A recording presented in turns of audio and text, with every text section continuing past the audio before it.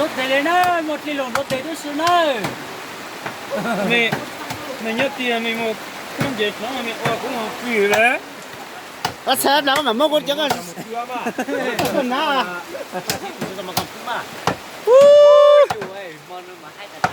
Thấy là ta luôn nào xuống từ từ ơi.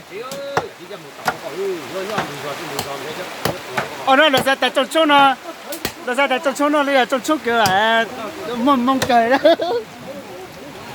Tôi chống lại họ chân luôn luôn ấy.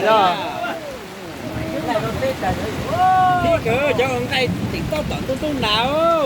Thấy chưa hay à, có thể dẫn tôi nào thôi ơi. Chắc chỉ tôi mà tôi xe rồi.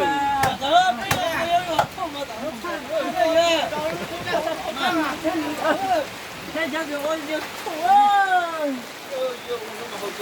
Tôi nào trời ơi. Mấy chỗ tôi lấy cỏ xuống rồi hả đấy cả. Không phải là đấy. Có tên nó không mà kìa. Cái phải cái nén tao ơi. Ra lên tao ơi là.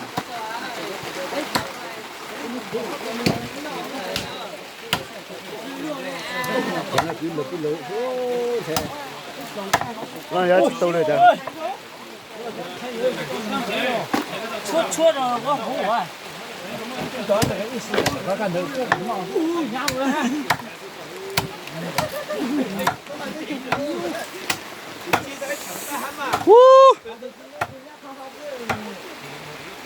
Cho lên mấy bên mặt cao à.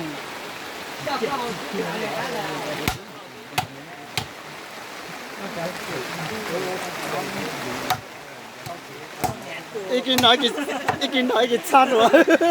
Có thần lỗ ra. Thì kéo ra.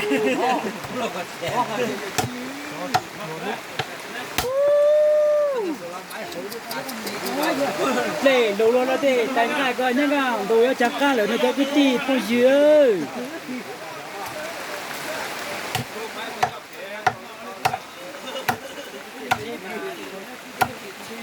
Có tao dùng trà, có dùng trà xuống sông có tụt tập vào tè. Lại chẳng có mà lúc có trà lấy xuống. Ôi mà vàng rồi.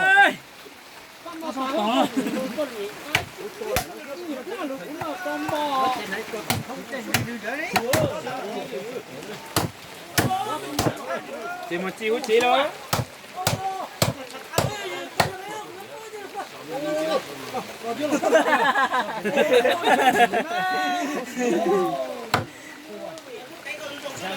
你放这啊？哎呦，不要找我了，好。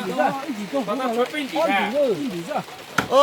每次都会上被电动车挡人了。 Lắc còn vòi nữa à, thấy nó chơi nó muốn nó về tới đây con lúc nào chẳng còn gì thì không cần gì sau đấy nó về tới giải bố mà chết tôi khoảng nãy ý đó Dạ cơ.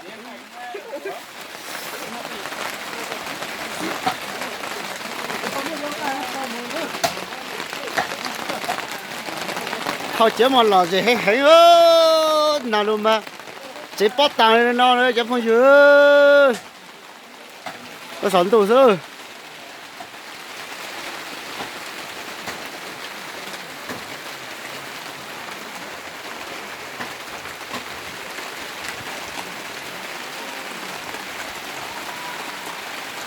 con tôi giờ tiếng hát cho tiếng nữa nó chụp mẹ